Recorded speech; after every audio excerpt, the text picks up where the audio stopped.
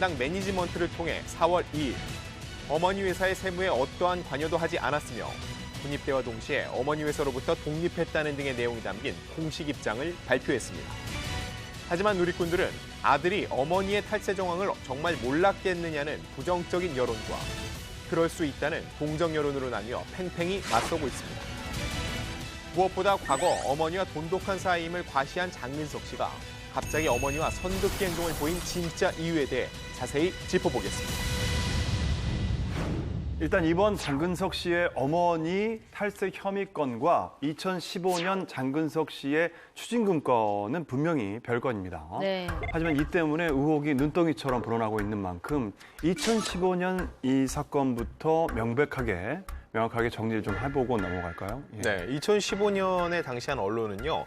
장근석 씨가 해외 수입을 신고하지 않아 세금 탈세액과 지연 가산세를 합쳐 100억 원 넘는 추징금을 국세청에 납부했다라는 보도를 했습니다. 아, 2015년에 100억 원. 5년 전 일입니다. 네. 일단 이 추징금이 뭐냐면요. 조사나 이런 공과금 등을 납부하지 않을 경우에 징수하는 금전이라고 볼 수 있고요. 일단 납부했다는 거잖아요. 그런데 납부를 한 거, 돈을 낸 거 여부를 떠나서 100억 원이라는 어마어마한 추징금 규모에 많은 분들이 놀랐고 이로 인해서 이미지 타격도 상당했습니다. 네.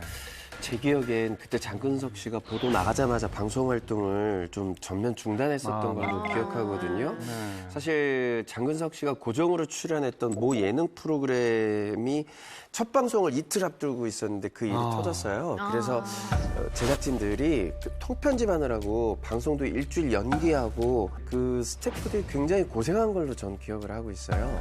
첫 방송을 앞둔 프로그램까지 중단하고 장근석 씨도 노력을 많이 하셨는데요. 그럼에도 불구하고 논란이 더 커졌던 이유는 뭘까요? 네, 장근석 씨 당시 소속사에서 이런 해명을 했습니다.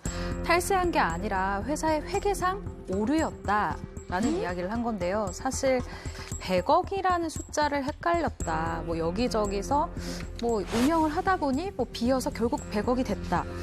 이 말이 사실 말이 안 되죠. 네, 상식적으로 이해할 수 있는 실수는 좀 아니었었던 것 같아요. 근데 추징금이 100억이니까 누락 신고된 소득 액수는 100억보다 훨씬 큰 액수인 거죠. 네. 그렇죠. 네. 2015년 장근석 씨의 추징금 건은 이렇게 장근석 씨가 활동 중단 및 해명을 하면서 어느 정도 정리가 됐습니다. 그리고 이번에 불거진 건 장근석 씨 어머니의 탈세 혐의입니다. 이번 사건은 어떻게 된 일인가요? 지난 3월 말이었는데요. 네. 장근석 씨 어머니 전모 씨가 이 특정경제범죄 가중처벌법 위반 혐의로 불구속 기소가 됐습니다. 근데 이 혐의 중에 조세 포탈이 포함이 돼 있거든요. 쉽게 말해서 탈세 혐의가 있었다는 겁니다. 2012년에 약 10억 원, 그리고 2014년에 약 5억 원, 총 15억 원가량의 탈세 혐의를 두고 진행 중인데 이 두 건 모두 단순 탈세가 아니라 해외에서 탈세한 정황, 소위 역외 탈세였기 때문에 좀 더 논란이 커진 겁니다. 네.